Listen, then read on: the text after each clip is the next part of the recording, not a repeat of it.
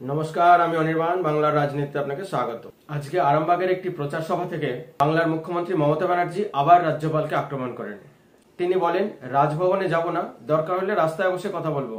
আপনার কীর্তি শুনেছি, আপনার পাশে বসতে পাপ বোধ হয়। এখানে আমার প্রশ্ন, মুখ্যমন্ত্রী মমতা ব্যানার্জি রাজ্যপালকে বারবার আক্রমণ করে এবং শ্লীলতাহানির অভিযোগ এনে মমতা ব্যানার্জি রাজ্যবাসীকে কি মেসেজ দিতে চাইছেন, রাজ্যবাসীকে কি বোঝাতে চাইছেন এবং এই নির্বাচনে কি মাইলেজ নিতে চাইছেন?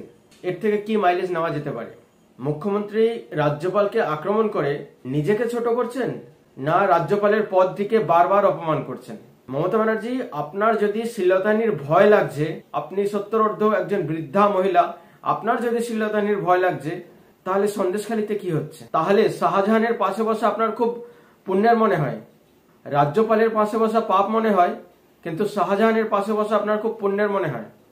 সন্দেশখালীতে আপনার ভাই শেখ শাহজাহানরা যখন দিনের পর দিন সন্দেশখালীর মা বোনেদের উপর অত্যাচার করেছেন, রেপ করেছেন, নির্যাতন করেছেন, রাত বিরেতে ডেকে তাদেরকে দিয়ে পিঠে বানিয়েছেন, লাগাতার বছরের পর বছর সন্দেশখালীর মা বোনেদের শ্লীলতাহানি করেছে শেখ শাহজাহানরা, মুখ্যমন্ত্রী মমতা ব্যানার্জি তখন কোথায় ছিলেন?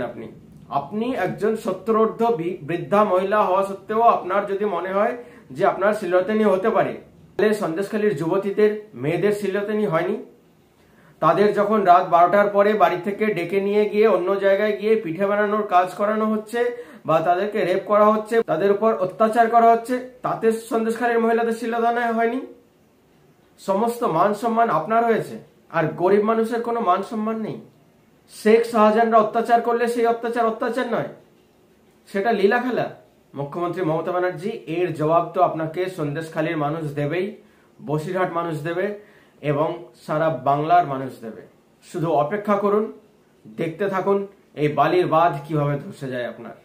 সন্দেশখালীর মা বোনেদের অভিশাপ আর চোখের জল আপনাকে ধ্বংস করে ছেড়ে দেবে।